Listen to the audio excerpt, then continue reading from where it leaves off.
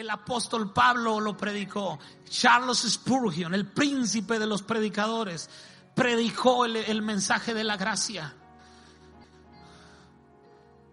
Cuando tú te asombras del mensaje de la gracia, no te estás poniendo sabio, te estás poniendo ignorante. A ver, ¿cómo? A ver, muéstremelo en la palabra. Toda la Biblia está llena de gracia. Dunamis, poder en griego es dunamis, y dunamis tiene tres fuentes. Una es dínamo, otro es dinamita y otro es dinámico. Dínamo significa poder generador, dinamita significa poder explosivo y dinámico significa poder creativo. Dice, no me avergüenzo del evangelio, porque ese evangelio tiene un poder generador, tiene un poder explosivo y tiene un poder creativo. Lo que está diciendo el apóstol Pablo, el verdadero evangelio no es el que predica tal o cual iglesia o tal o cual ministerio. No se trata de quién lo predica. El verdadero evangelio es aquel que el centro es Jesús.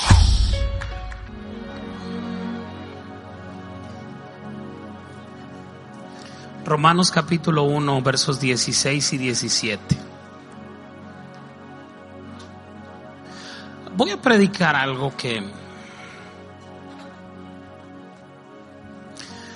necesito que hagan muchos reels de la predicación de hoy, porque le voy a dar de comer a los tiburones.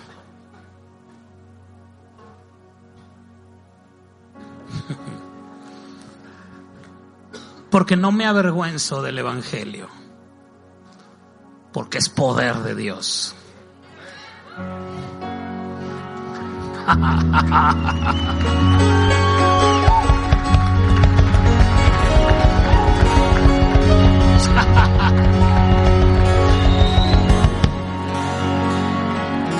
Porque no me avergüenzo del evangelio, porque es poder de Dios para salvación a todo aquel que cree, al judío primeramente y también al griego. Porque en el evangelio la justicia de Dios se revela por fe y para fe, como está escrito, mas el justo por la fe vivirá. Amén. El apóstol Pablo está escribiendo acá en Romanos algo que para nosotros es tan común leerlo, que ha sido predicado cualquier cantidad de veces, pero no sé si algún día te has preguntado ¿por qué debería sentirse avergonzado el apóstol Pablo? ¿Cómo que no me avergüenzo del evangelio? ¿Y por qué debería sentirse avergonzado? Este verso, tal vez nada más a mí me pasaba ya en la Fumerrey 1. A lo mejor ustedes vienen de San Pedro y allá en San Pedro no se acostumbraba a esto, pero este verso lo decíamos en la secundaria o en la preparatoria cuando les confesábamos a nuestros amigos, por fin les confesábamos que éramos cristianos, después de haber hecho cualquier clase de maldades y de si es que quiero confesarles que yo la verdad es que no sé si han notado, ¿verdad? Que verdad, o sea, que yo voy a la iglesia, ¿verdad? Los domingos, que o sea, a lo mejor no se me nota, ¿verdad? Pero yo no me avergüenzo del evangelio. Pero ya después de que le había regado, ya cuando te tenés la dirección, el director, el subdirector, el prefecto y el maestro de inglés, y te estaban acusando de algo que hiciste, y en ese momento que empezabas a confesar que eras cristiano y sentías que por decir que eras cristiano Dios estaba obligado a sacarte del apuro. O sea, yo no me estoy avergonzando de ti, no te avergüences tú de mí, ¿ok? ¿Alguna vez la usaron, la vieja confiable? Sí. Y ya cuando no hayas cómo salirte del apuro, no, pues es que yo soy cristiano, ¿verdad? Yo no, más no sé ni qué estoy haciendo aquí.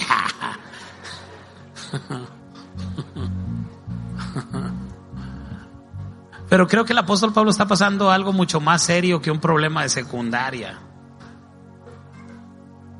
¿Por qué el apóstol Pablo escribe: no me avergüenzo del evangelio? ¿Qué lo motivó? ¿Qué lo llevó a decir: no me avergüenzo del evangelio? Hay cosas en el evangelio que podrían ser motivo para que tú te avergüences. Tenemos que entender que esta no es una declaración carismática del apóstol Pablo en una reunión de fuego, de avivamiento, a grito abierto diciendo: porque no me avergüenzo del poder. No, este tipo está pasando por algo bien cañón. Está siendo mal interpretado por lo que él enseñaba. El evangelio del cual el apóstol Pablo está hablando, que él predica, es el evangelio que Dios le reveló a él. Y ahí es donde entendemos la raíz de por qué dice: no me avergüenzo del evangelio.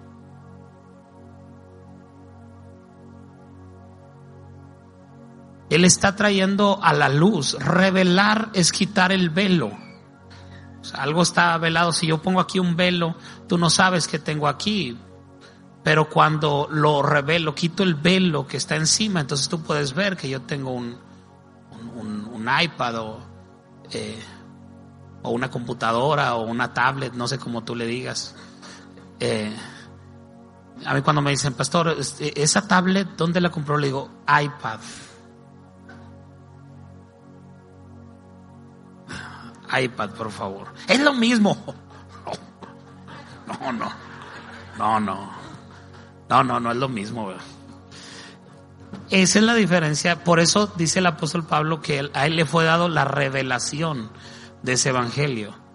Muchos dicen: es lo mismo, todos los caminos conducen a Dios. No. Es la misma incoherencia que decir que una tablet y un iPad es lo mismo.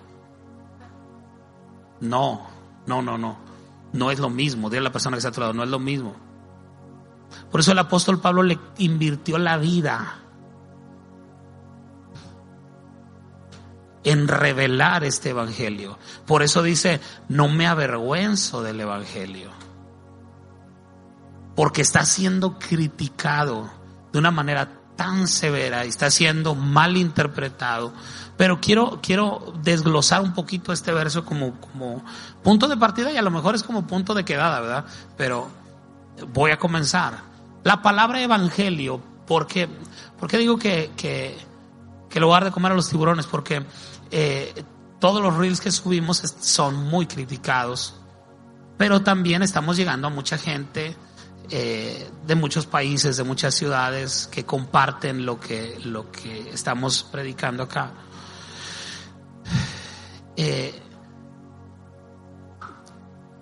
Una de las cosas más criticadas de este evangelio de Pablo es que le llaman que es un evangelio light o es un evangelio fácil. Es muy sencillo el evangelio que se predica. ¿Por qué? Porque no requiere sacrificios, porque no requiere esto, no requiere aquello. Y a los cristianos nos gusta que nos cueste para valorarlo, ¿verdad? O sea, tienes que batallar. Si tú le quitas el factor esfuerzo a tus finanzas, ¿en qué quedas? Si tú dices: ok, me ha ido bien económicamente, y yo te digo: ok, está bien, ¿cómo le has hecho para que te vaya bien económicamente? Y tú solo me hablas de ti y me dices: es que me he esforzado, me levanto temprano, es que estudié esto, es que estudié aquello, es que el otro. Entonces tú estás sacando a Dios del medio. Tú no necesitas el evangelio de Pablo. Tú lo que necesitas es el evangelio según tú. Creaste tu propio evangelio. Porque en el evangelio, y estoy diciéndolo con conocimiento de lo que estoy diciendo. No estoy diciendo el evangelio de Jesucristo, estoy diciendo el evangelio de Pablo. El evangelio que Pablo predica es un evangelio donde Cristo es el centro. Y yo quiero que después de esta predicación, o esa es la instrucción que Dios me dio, es revelarte a Jesús como el centro del evangelio, del verdadero evangelio. ¿Ok? No estoy diciendo, cuando tú lees el verdadero evangelio, tú dices, ¿qué está diciendo? ¿Que su evangelio es el verdadero y el de los demás no? No, simplemente te estoy hablando del verdadero evangelio de la Biblia, no de mi verdadero evangelio. A mí no me fue revelado el evangelio de la gracia, fue al apóstol Pablo. Entonces, si alguien tienes que reclamarle, pues reclámale al apóstol Pablo, pero pues ya se murió, ya no le puedes reclamar. Ahora, que si quieres ir a donde él está, yo te digo dónde está. A ver si llegas.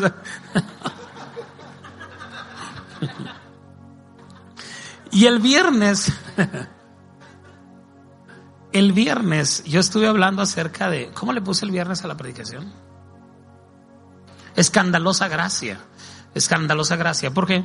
Porque cuando alguien escucha predicar el mensaje de la gracia, dice, bueno, pero ahí le quitas emoción, porque ahí no figuro yo, ahí solo figura Cristo. Es bien fácil, pues Cristo lo hizo, yo ya no tengo que hacer nada. No, yo quiero que me pintes un cuadro donde yo soy el protagonista, donde yo oré mucho, donde yo ayuné bastante, donde yo adoré en extremo, al grado que me salían grandes gotas de sangre mientras estaba orando, para que amarre, ¿verdad? ¿Cuántos quieren ese evangelio? No nos conformamos con las gotas de sangre que sudó Jesús, queremos sudarlas también nosotros. Entonces, como ya no se requiere de tu esfuerzo, entonces es un evangelio light. Y el viernes yo les mostré cómo el evangelio de Jesús, si eso que te estoy diciendo es un evangelio light, ese evangelio Jesús lo practicó. Y te mostré 3 ejemplos, a ver si me ayudan a recordarlos. El primero fue el primero. ¿De quién? De Leví, es cierto, de Leví, hijo de Alfeo. Dice que él era un publicano, un recaudador de impuestos, un traicionero de su nación, un mercenario, alguien que traicionó a su patria, le servía a la nación que los conquistó. Y un día iba pasando Jesús por la mesa de los publicanos y le dijo, Leví, hijo de Alfeo, sígueme. Y él dejó todo, se paró y lo siguió. Pero el joven rico, el que tenía buena reputación y buena fama ante todos los religiosos, cuando Jesús le dijo, déjalo todo y sígueme, no lo siguió. Pero nosotros admiramos al que se ve bien, aunque no esté siguiendo a Jesús.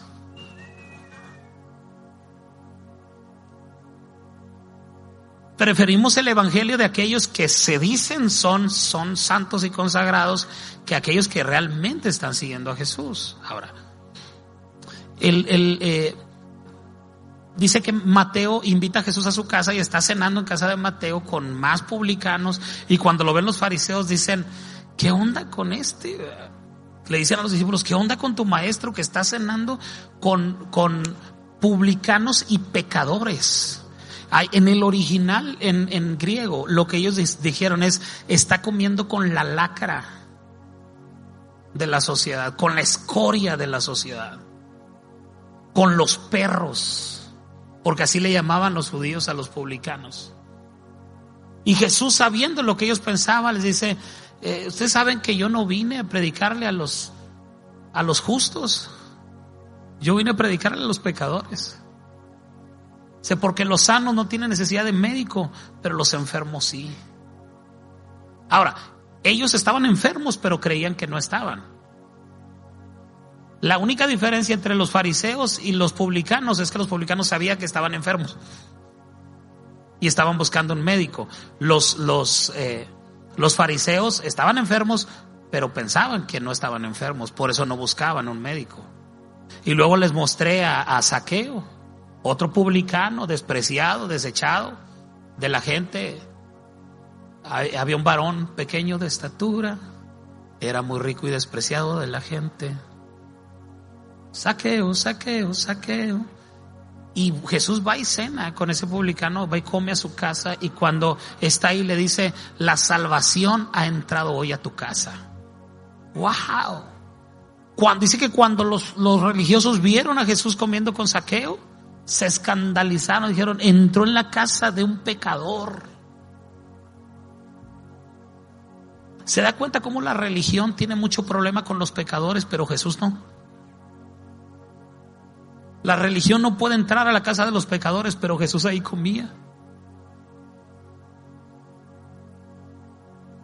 Y luego la de Ripley, la que les dije, esta sí no me la va a creer mi mamá, es la del malhechor. Ahí en el que leímos el viernes no dice que era un ladrón, pero dice un malhechor.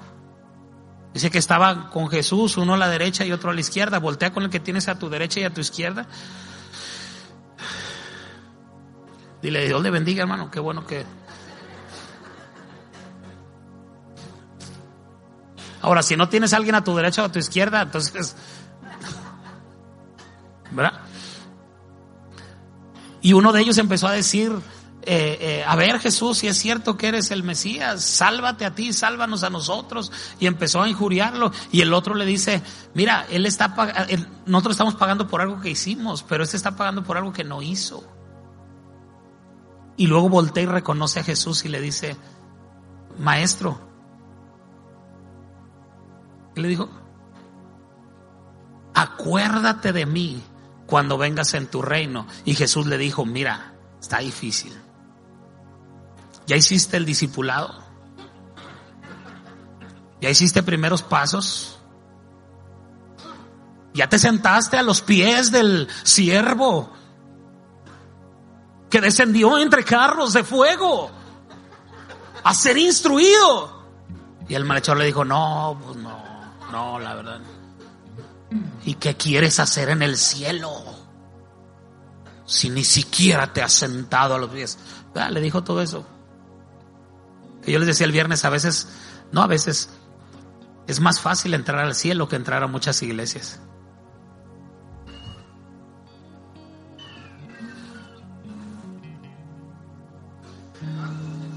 Acuérdate de mí cuando vengas en tu reino. Y Jesús le dijo: de cierto te digo que hoy estarás conmigo en el paraíso. Qué tremendo, qué tremendo. Mira, por mucho menos tú ya has sacado del cielo a unos cuantos, ¿verdad? Por mucho más, alguien que te echó una mentira, te vas a ir al infierno, pecador, hijo del diablo. No vinieron esos, ¿verdad? No vinieron. Oye, es que me pasó esto. ¿Dónde andarías? Jesús no le importó nada, no le preguntó nada. Dijo: hoy estarás conmigo en el paraíso. Esa es la escandalosa gracia. Solo que la religión escucha esto y dice: no.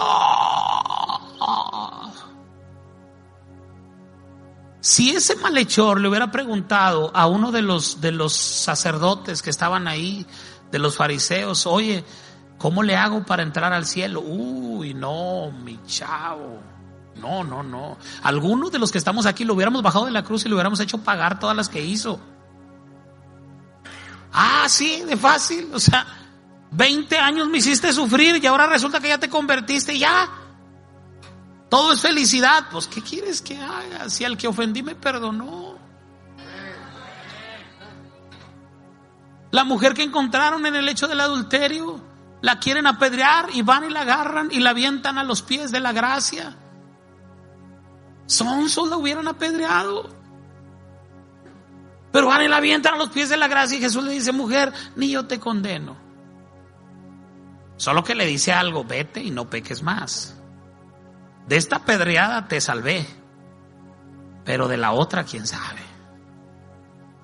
Y desde ese día esa mujer siguió a Jesús sin descanso.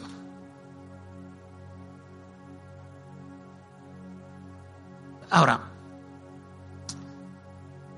¿qué significa evangelio? Porque estamos leyendo Romanos 1 y dice: porque no me avergüenzo del evangelio. ¿Qué es evangelio o qué significa evangelio? Evangelio proviene de dos fuentes, una es evangelión y la otra es evangelizo. Alertan los evangelistas, los que les gusta compartir el evangelio a otros. La raíz del evangelio del que el apóstol Pablo está hablando dice: no me avergüenzo del evangelión, que significa un buen mensaje. Di conmigo, un buen mensaje. Di conmigo, un buen mensaje. Pero no está hablando de una buena predicación, sino de un mensaje bueno, de un mensaje de bondad. ¿Ok? Dios no te llamó a cortar cabezas, ni a cortar orejas, ni a nada, sino a dar un mensaje de bondad. Y la segunda palabra es evangelizo, que es de donde proviene la palabra evangelista. Evangelizo es anunciar las buenas nuevas del evangelio.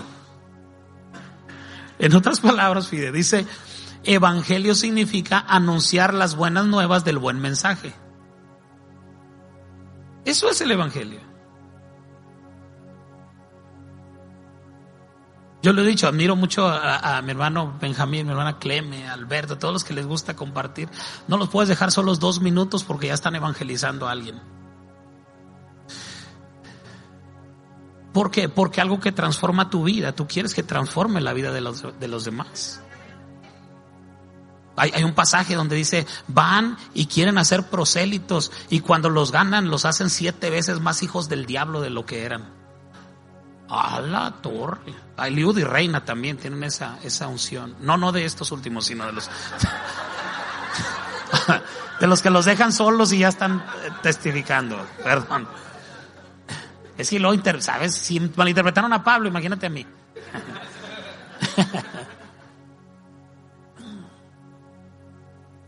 Yo no quiero evangelistas que hagan 7 veces más hijos del diablo a los otros. No necesitas condenar a nadie. Ya está lo suficientemente condenado como para que tú vayas y le digas y lo condenes más. Lo que necesitamos son evangelistas que salven vidas. Dice el apóstol Pablo, no me avergüenzo del evangelio. Aquí está, es bien poderoso esto, iglesia. Es profundo y oro para que el espíritu de revelación venga y quite el velo que ha permanecido oculto para muchos y hoy se ha revelado y se ha puesto a la luz de todos los que estamos aquí hoy. Dice el apóstol Pablo, no me avergüenzo. ¿Por qué tienes que avergonzarte, Pablo? Porque estoy anunciando un evangelio que había estado oculto. Ahorita lo vamos a ver más adelante. Les estoy anunciando un evangelio que son buenas noticias. Los fariseos no tenían buenas noticias. La ley no son buenas noticias. El viernes se los mostré como en Isaías dice, para anunciar el año agradable de nuestro Señor y el día de venganza del Dios nuestro. Pero cuando Jesús en la sinagoga entró y buscó el libro del profeta Isaías, lee y dice, el Espíritu del Señor está sobre mí por cuanto murió. Y luego al final dice, para anunciar el año agradable de nuestro Señor. Y luego cerró el libro. No mencionó el día de venganza del Dios nuestro. Alguien dígale a Jesús que ese evangelio es muy light, que ese evangelio no condena, que ese evangelio no está trayendo juicio. Es que Él no vino a traer juicio, Él es la gracia de Dios. Él es la gracia de Dios. Por eso el apóstol Pablo está diciendo, esto es bien poderoso, está diciendo, no me avergüenzo de decirles buenas cosas. Hágame usted el grandísimo favor. Lo condenaban al apóstol Pablo por decirle a la gente que Jesús había hecho todo para salvarlos. ¿No le parece eso absurdo? Que era perseguido de muerte, lo querían matar por predicar lo contrario a lo que todos predicaban. Lo malinterpretaban a cada instante. Pensaban que lo que el apóstol Pablo decía era, hey, pueden pecar, no pasa nada. Y el apóstol Pablo dice, qué absurdo es eso. ¿Qué pues diremos? ¿Perseveraremos en el pecado para que la gracia abunde? En ninguna manera. Porque los que hemos muerto al pecado, ¿cómo viviremos aún en él? Estaba siendo malinterpretado el apóstol Pablo. Ellos pensaban que él estaba dando autorización para pecar, y el apóstol Pablo lo que les decía es: no, lo que yo les estoy diciendo es que el pecado ha sido derrotado, que no tienen por qué estar batallando con algo que Jesús ya derrotó en la cruz. Están peleando con un muerto, están peleando con un enemigo derrotado. Pero por ese evangelio lo criticaban, lo perseguían y lo querían matar. Por eso el apóstol Pablo dice: no me avergüenzo del evangelio. Ahora, ¿por qué valía tanto la pena poner su vida para predicar este evangelio? Y el mismo verso nos lo explica, dice: porque es el poder de Dios. Usted no había visto esto. El poder de Dios está escondido en el evangelio. Si no hay poder en ese evangelio, no es el verdadero evangelio. Si no hay poder en ese evangelio que está transformando vidas, no es el verdadero evangelio, porque el verdadero evangelio es el poder de Dios. Diga conmigo: el poder de Dios. Ok, déjeme le explico algunas cosas acerca del poder.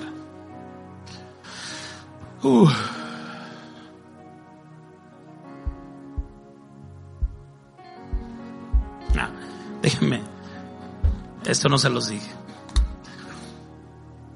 Quiero decirles algo a todos aquellos que están nerviosos por lo que estoy enseñando acerca de la gracia.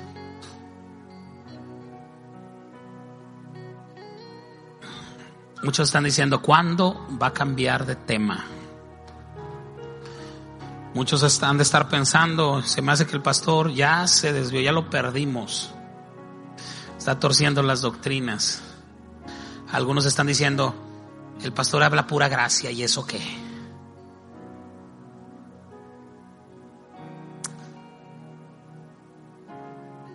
Cuando el apóstol Pablo predicó este evangelio, nadie más lo había predicado. Déjame decirte algo importante.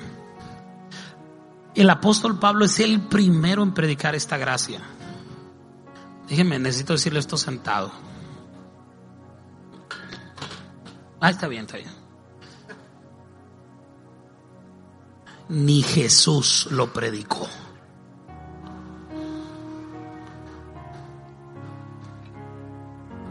Jesús no predicó el evangelio de Pablo. Por eso era tan fuerte lo que Pablo estaba diciendo. Por eso cada que él amanecía era tal vez su último día de vida. Gracias por la palabra que me dieron ahorita, que tenía vidas infinitas, que no me voy a morir nunca. Eso está bien fuerte, porque Jesús no vivió bajo la gracia, Jesús vivió bajo la ley. Él trajo la gracia, pero no estaba bajo la gracia. Por eso tuvo que cumplir toda la ley, todo el tiempo, toda su vida. Pero él no enseñó la gracia. Él era la gracia. Lo que él necesitaba era alguien que cuando él completara su obra, predicara acerca de él.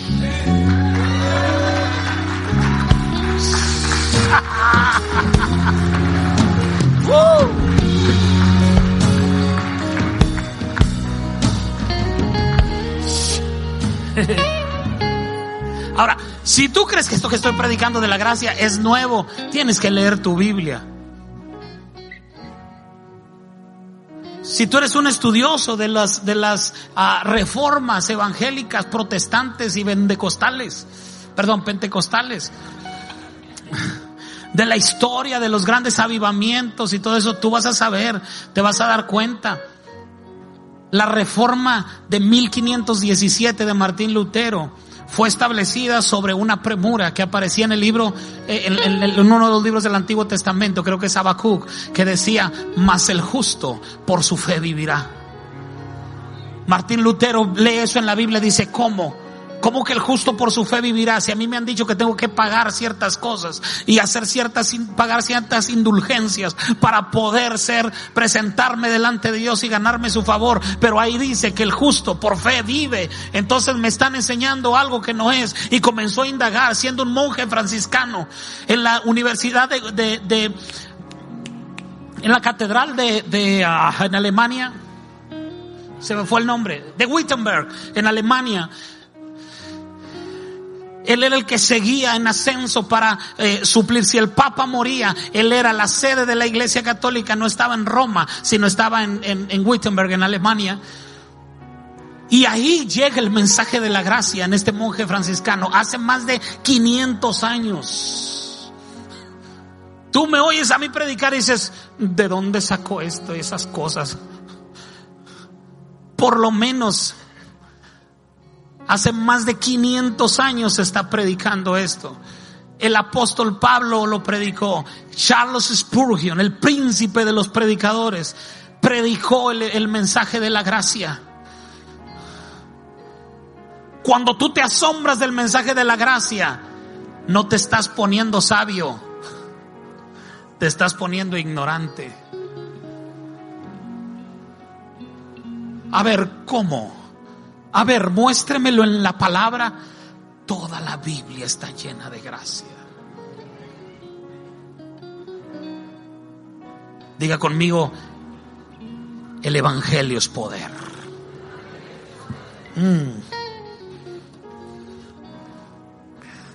La palabra poder proviene de un original que es dunamis. Si te gusta tomar apuntes, escribe esto. Hace tiempo que no lo enseño.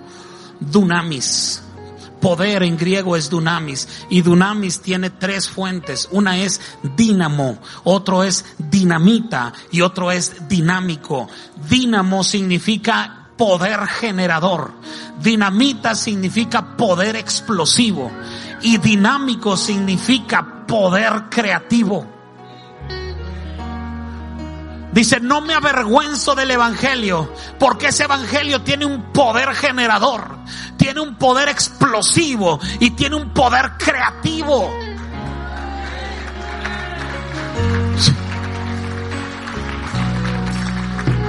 Acá es algo poderoso. ¿Para qué? El evangelio siempre tiene un propósito. ¿Para qué? ¿Para qué? Alguien dígalo, alguien léalo. ¿Para qué? Alguien grítelo. Dígame, ¿para qué? Para salvación.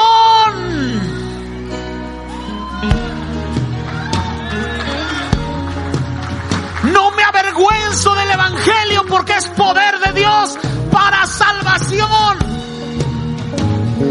Ahora, el problema es que pensamos que la salvación solo la necesitan los inconversos, o los que no han conocido a Dios aún. Pero te tengo noticias: tú y yo necesitamos salvación hoy. Porque la palabra salvación que aparece ahí viene de un original griego que es sotería. No es una palabra de mística, es una palabra griega que es sotería, con S, así como se oye, sotería. Como lotería, pero con ese, sotería. ¿Sabes qué significa salvación en ese pasaje? Significa solvencia, plenitud, salud, preservación y bienestar. No me avergüenzo de este evangelio. No me avergüenzo de predicar el evangelio de la gracia, dice el apóstol Pablo, porque esto es poder de Dios para solvencia, plenitud, salud, preservación y bienestar a todo aquel que cree. ¡Oh!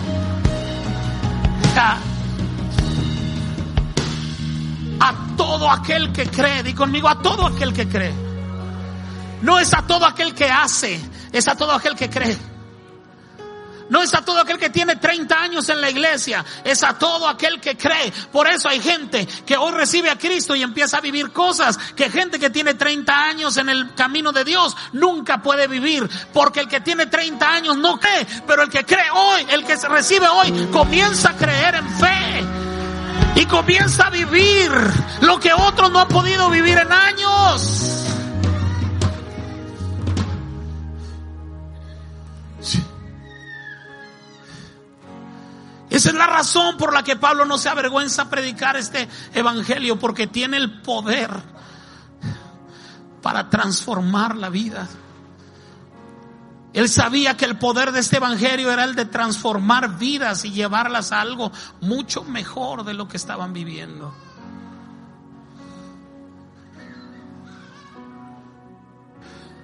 Ahora te tengo algo poderoso. Jesús significa Salvador o salvación. Y en griego se escribe sotería.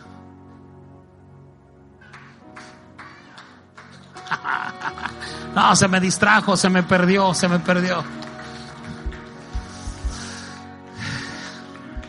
Si tú me entiendes esta palabra de hoy, si tan solo concluyéramos hoy correctamente como iglesia,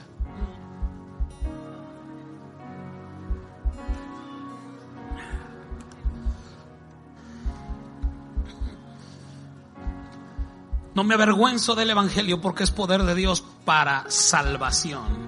Y salvación es Jesús. Jesús, Cristo, significa Salvador, salvación. Lo que está diciendo el apóstol Pablo, el verdadero evangelio.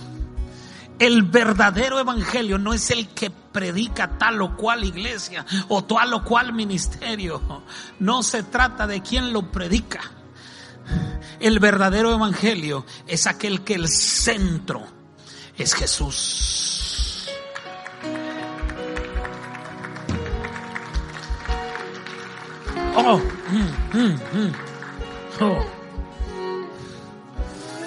Uy. El siguiente verso, el 17, nos muestra algo poderosísimo. Dice, porque en el evangelio la justicia de Dios se revela. ¿Qué se revela en este verdadero evangelio? ¿Qué, Araceli? La justicia. My God. Ahí es donde sabemos si estamos predicando el verdadero evangelio, si estamos creyendo el verdadero evangelio o no. En el evangelio se revela la justicia, no el pecado del hombre.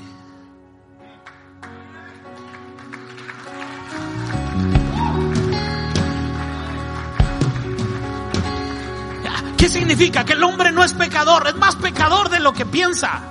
Es tan pecador que piensa que no lo es. El hombre llega a ser tan carnal que piensa que no es carnal. Tú puedes estarte pudriendo por dentro y escuchas a alguien predicar, esas son puras mentiras, aunque tu vida esté, pero estás juzgando a alguien. Porque el hombre llega a ser tan depravado, tan carnal, que piensa que no es carnal.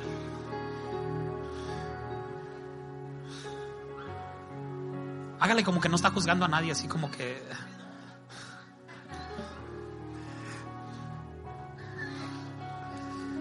Pero en el evangelio que el apóstol Pablo está predicando, no se revela la maldad del hombre, se revela la bondad de Dios. En el evangelio, fíjate, no se revela el pecado del hombre, se revela la salvación de Dios. ¿Cómo sé que estoy creyendo o que estoy predicando el verdadero evangelio? Porque no estoy predicando el pecado, estoy predicando la salvación.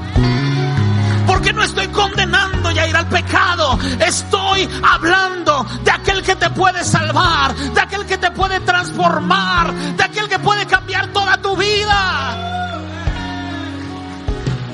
Aún siendo cristiano, tú necesitas ser transformado todo el tiempo, todo el tiempo.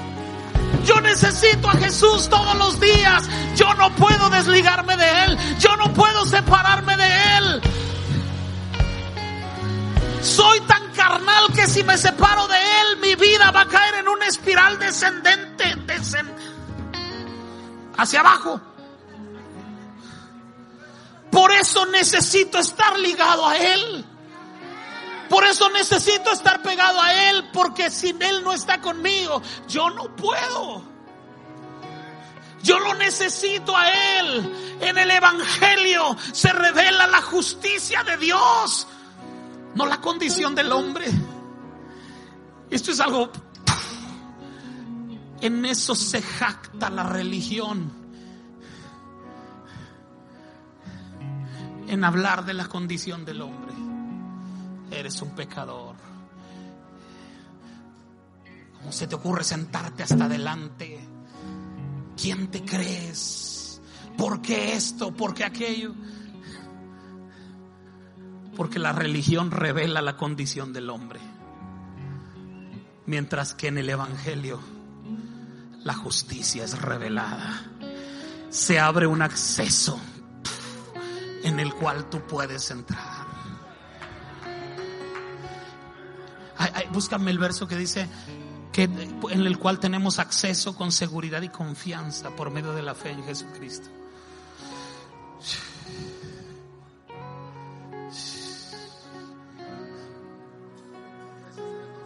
Efesios 3:12 dice: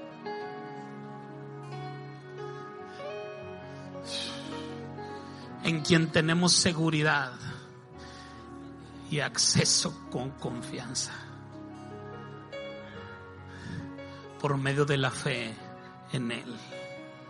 ¿Será que yo puedo alcanzar esa promesa de Dios? Tenemos seguridad y acceso con confianza.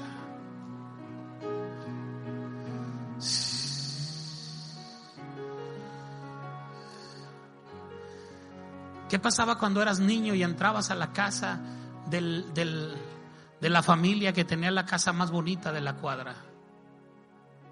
Entrabas y veías todo. Si iba tu mamá contigo, te decía: no toques nada. Si te ofrecen algo, di que no. A mí nunca me pasó. A mí me decían: hijo, yo te conozco y confío en ti, haz lo que tú quieras. Tú di que sí, madre. Tú di que sí. Ahí luego te picho algo.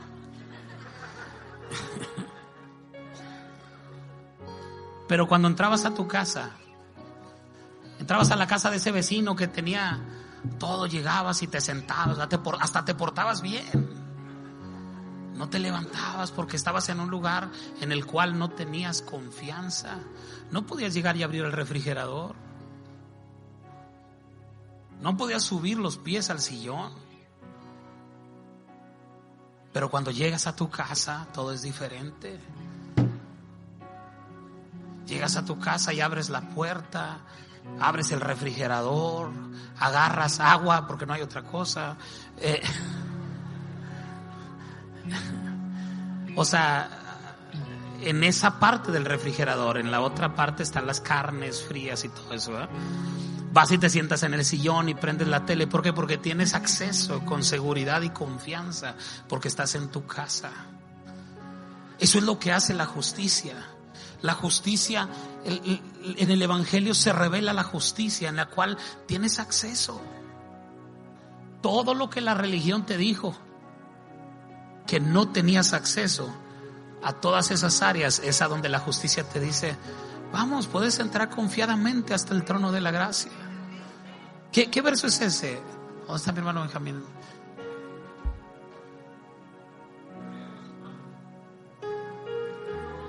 Hebreos 4:16. Hebreos 4:16. Ya sé lo que voy a hacer. Le voy a poner un micrófono a mi hermano Benjamín ahí. Si no, vamos a andar batallando, ¿verdad? Dice: acerquémonos pues confiadamente ante el trono de la gracia para alcanzar misericordia y hallar gracia para el oportuno socorro. Vamos, léalo conmigo, está poderoso ese verso. Dice: acerquémonos pues confiadamente ante el trono de la gracia para alcanzar misericordia y hallar gracia para el oportuno socorro.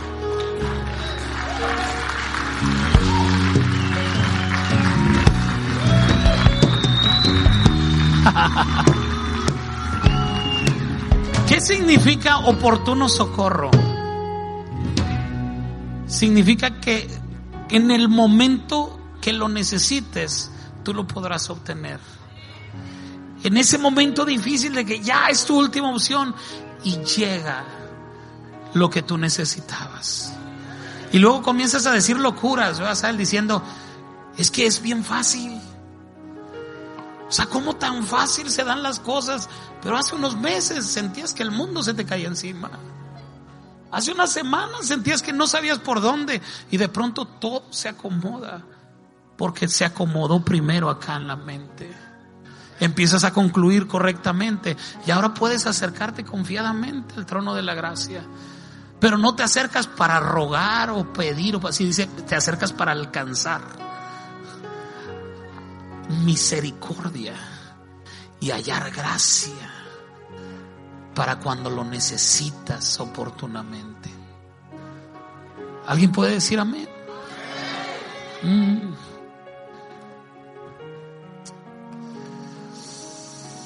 Ahora, hoy en día las cosas han cambiado un poco,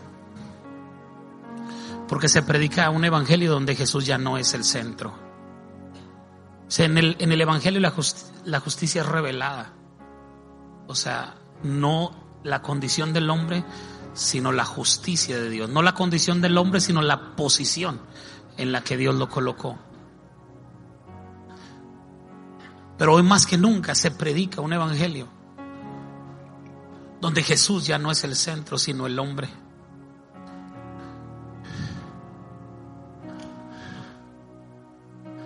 Grandes moveres están basados en la santidad de un hombre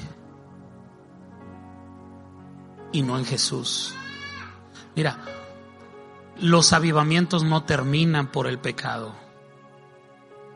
Si los avivamientos terminaran por el pecado, entonces nunca hubieran comenzado. Porque no es la santidad lo que los atrae, es la misericordia de Dios. No es del que quiere ni del que corre, sino de Dios que tiene misericordia.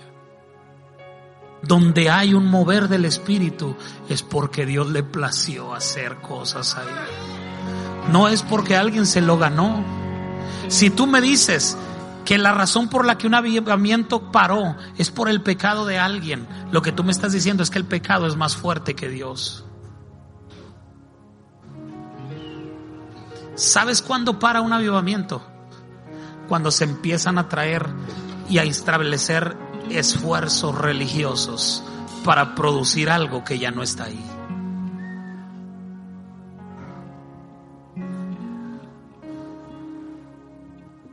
El evangelio es un mensaje donde Jesús es el centro. ¿Cómo sé, pastor, que Jesús es el centro en mi vida? ¿De qué te la pasas hablando todo el día?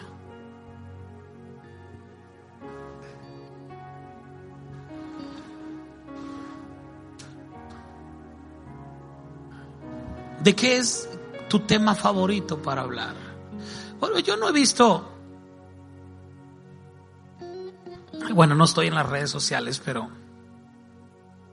tengo conocimiento para decirles, por todos los años que sí vi, que nadie publica sus desgracias en Facebook o en las redes sociales. Todos publican sus triunfos. No publican cuando comen frijolitos. Publican cuando están aquí tranqui en las pampas, en el gaucho.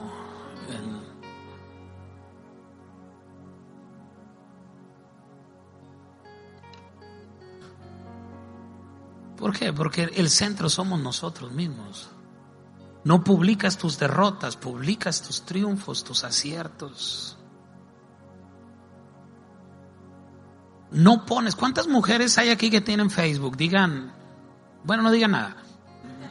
Todas las mujeres tienen Facebook aquí. ¿Cuál es la foto que publicas? ¿Donde sales más fea?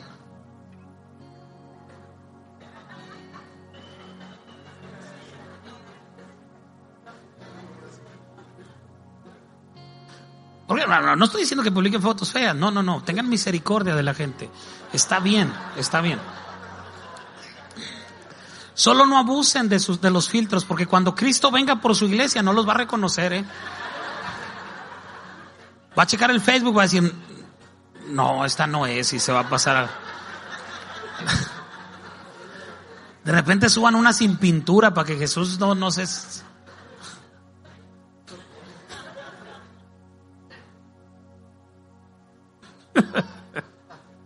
Se oyen los amenes allá.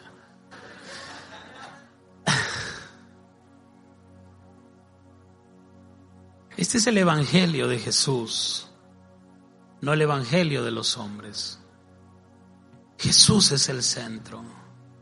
Di conmigo, Jesús es el centro. Yo no soy el centro. Mira, se oye tan arrogante cuando tú dices, es que ya no siento a Dios.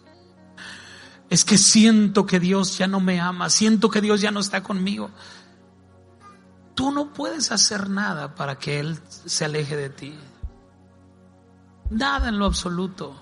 Mira, te sorprenderías. ¿Han leído, les han predicado alguna vez la historia de Caín y Abel? Que Caín va y presenta una ofrenda delante de Dios, una ofrenda arrogante, media prepotente, porque fue y presentó de su esfuerzo. Él se dedicaba a labrar la tierra y fue y trabajó y luego le presentó a Dios lo que produjeron sus manos. Mientras que Abel se dedicaba a cuidar el ganado y va y toma al mejor de sus ovejas y la ofrece en sacrificio. Él no creó esa oveja, solo la cuidó. Tal vez él preguntó, oye papá, ¿cómo Dios cubrió su desnudez cuando estaban ahí en el huerto? Bueno, puso pieles. Dijo, murió un animal inocente para cubrir a mis papás. Entonces déjame mato a este cordero para ver si Dios me perdona a mí. Y derrama sangre. Y uno presenta la obra de sus manos y otro presenta sangre delante de Dios. Y dice la Biblia que él rechazó la ofrenda de Caín. Dice, rechazó a Caín y la ofrenda suya, y aceptó a Abel y su ofrenda. Estoy hablando de Génesis 4. Pero sucede algo, ¿me lo puedes poner ahí en Génesis 4? Porque quiero que vean algo y ya estoy terminando. Sucede algo asombroso. Un poquito más adelante, cuando presentan la ofrenda. No más adelante, no más atrás. 4, Génesis 4, verso 4, más o menos. Dice, Abel trajo también de los primogénitos de sus ovejas, de lo más gordo de ellas. No voltees a ningún lado. Y miró Jehová con agrado a Abel y a su ofrenda. No, vas a ver a varios con buenos ojos para ofrenda, ¿verdad? Y no, nadie voltea a verme, vean la pantalla. Dice, y Abel trajo también de los primogénitos de sus ovejas, de lo más gordo de ellas, y miró Jehová con agrado a Abel y a su ofrenda, pero no miró con agrado a Caín y a la ofrenda suya. Algo que tenemos que aprender es, Dios primero ve al hombre y luego su ofrenda. ¿Ok? O sea, el problema no era la ofrenda, el problema era el corazón desde donde se ofreció esa ofrenda. Yo siempre te lo he dicho, una ofrenda no sale de tu bolsillo, sale de tu corazón. Dice, y se ensañó Caín en gran manera. Algo pasó cuando Dios no aceptó su ofrenda. Se ensañó Caín en gran manera. ¿Qué significa ese se ensañó? Y luego dice, y decayó su semblante. ¿Qué significa eso? ¿Pueden dimensionar lo que sucedió en el corazón de Caín? Él se enojó contra Dios. Él pecó. Se molestó contra su hermano, se molestó contra Dios, se molestó contra sus padres, se molestó contra la vida. Dice, se ensañó. Regrésame donde estaba. Se ensañó Caín en gran manera y decayó su semblante. Comenzó a caer en una espiral. Comenzó a bajar, a caer en un abismo porque Dios había rechazado su ofrenda. Y dice el verso 6: entonces Jehová se alejó de Caín y no volvió a saber nada de él, porque Dios no puede tener trato con los pecadores. Amén. No. Dice, entonces Jehová dijo a Caín: ¿por qué te has ensañado y por qué ha decaído tu semblante? Quiso restaurar a Caín. A él no le importó la condición del corazón de Caín. Él se acercó a él. Dice, ¿por qué te has ensañado y por qué ha decaído tu semblante? Verso 7. Si bien hicieres, ¿no serás enaltecido? Mire el amor del Padre. Le estaba hablando de su futuro. Le estaba hablando, mira, tengo planes para ti, Caín. Tengo planes de bien. Si hoy cambias de rumbo tu vida, yo tengo planes de enaltecerte. Si no hicieres bien, el pecado está a la puerta. Con todo esto, a ti será su deseo y tú te enseñorearás de él. Tú puedes tomar el control de ese sentimiento que hay dentro de ti, es lo que Dios le está diciendo a Caín. Sin embargo, Caín no entendió, dice el verso 8. Y dijo Caín a su hermano Abel: vamos a ver unas calabacitas que sembré por allá. Y lo mató. No se dejó persuadir por Dios, pero Dios no se alejó de él. Dios lo siguió amando de la misma manera, porque Él quería restaurarlo. Él quería que su corazón regresara hacia Él. El asunto es este: cuando una persona peca, el centro de su vida es Él.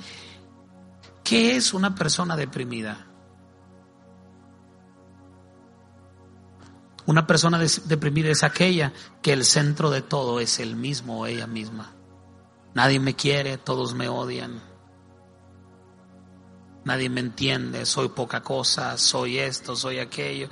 ¿Por qué si yo me considero tan extraordinario, por qué la gente no me quiere? Y no logras entender por qué, siendo un ser tan divino, la gente no te entienda y caes en una depresión porque el centro de todo eres tú.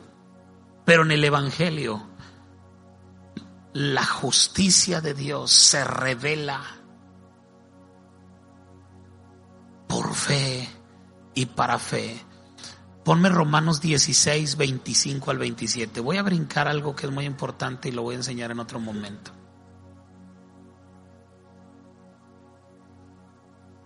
Romanos 16, del 25 al 27. Mire lo que dice. Dice: y al que puede confiaros según mi evangelio. Mire lo que está diciendo Pablo. Este tipo no se andaba con cuentos. O sea, en Romanos 1 está diciendo: no me avergüenzo del evangelio. En Romanos 1:16 está diciendo: no me avergüenzo del evangelio. Pero ya para el capítulo 16 está diciendo: mi evangelio.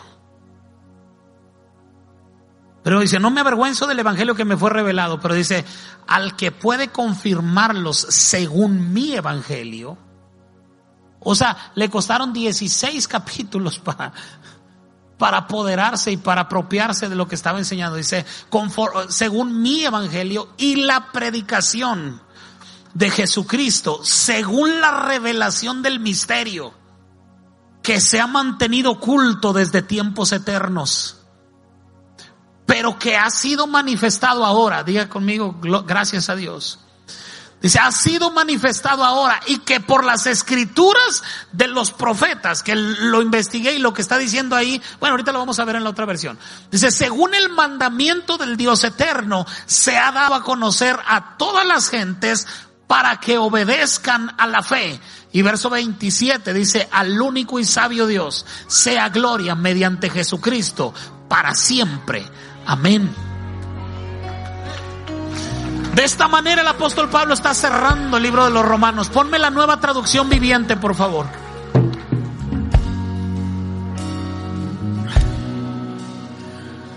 Desde el 25. Mire, deleítese conmigo en esto. Dice, que toda la gloria sea para Dios, quien puede fortalecerlos tal como lo expresa la buena noticia. En este mensaje acerca de Jesucristo se ha revelado el plan para todos ustedes, los gentiles, un plan que estuvo guardado en secreto desde el principio del tiempo. Pero ahora, diga conmigo, ahora. Vamos, dígalo, pero ahora. Esto no es para mañana, esto es para ahora. Dice, ahora, tal como lo predijeron los profetas o los escritos proféticos, es lo que quiere decir. Dice, y el Dios eterno lo ha ordenado.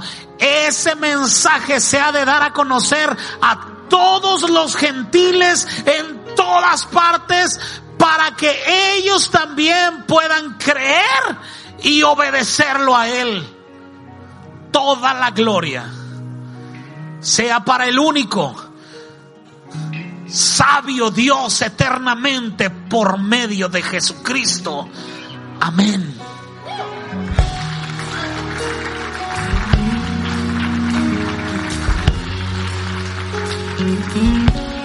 Voy a terminar con esto.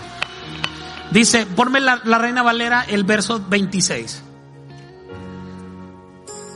Dice, para que ellos también puedan creer. No, en la Reina Valera dice, se ha dado a conocer a todas las gentes para que obedezcan a la fe. La intención del apóstol Pablo es que entendamos que tenemos que obedecer a la fe. ¿Qué es obedecer a la fe? Obedecer a la fe no es establecer otra vez los primeros rudimentos de esfuerzos, de echarle ganas, sino de que entendamos que en el Evangelio la justicia de Dios es revelada por fe y para fe. Vamos, diga, por fe y para fe. Obedecer a la fe es decir sí y amén.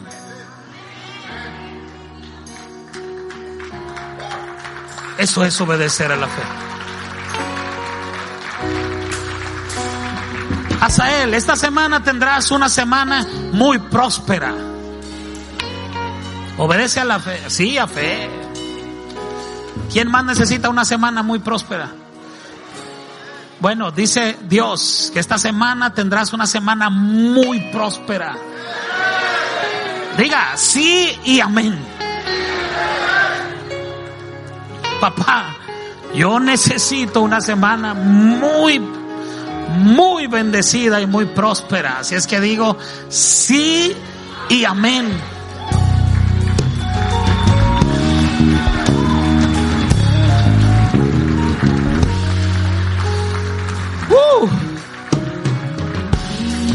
Dios me dio una palabra para todos los hombres de negocios, hombres y mujeres de negocios, empresarios, todos los que tienen negocios. Póngase de pie ahí donde están. Dios me dio una palabra para ustedes. Si tú dices, es que yo no sé, bueno, quédate sentado. Si no sabes, si tú no sabes, yo menos. Pero si tú eres un hombre, una mujer de negocios, ponte de pie y levanta tus dos manos. Dios me dijo que iba a impartir en este tiempo fe para los negocios, una fe mayor para los negocios. Él va a incrementar la fe, Dani, Sammy.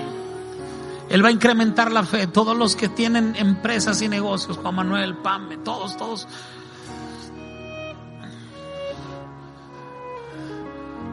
Lo único que tienes que decir es sí y amén. Tú no necesitas otra cosa, solo necesitas fe para ir a más. Tú no necesitas clientes más grandes, tú necesitas un incremento en la fe. Y el Espíritu me dijo, estoy soltando un incremento de fe sobre la casa, un aumento de fe en todas las áreas, pero muy especialmente en el área de los negocios, en el área de las finanzas. Fe, Él va a incrementar la fe para que vayas al siguiente nivel, para que no te asustes con el siguiente nivel. Ya no harás negocios con tus recursos, ya no harás negocios con tu sabiduría, ya no harás negocios con lo que tú crees que sabes, sino harás negocios en fe. Él traerá a tu puerta oportunidades de negocios que tú no conoces, que tú no esperas, que tú dices, pero yo no soy experto en esto. ¿Por qué no me trae cosas en lo que soy experto? Porque Él no te necesita a ti, lo que necesita es tu fe. Él necesita el 100% de tu fe en cada cosa que Él haga, y Él te dará oportunidades de inversión donde requieran fe, no requieran tu dinero ni tu sabiduría, sino tu fe. Alguien diga sí y amén. Oh, este es el Evangelio de Jesucristo, donde Él es el centro y no el hombre, no la mujer, sino Jesús es el centro. Jesús es el centro.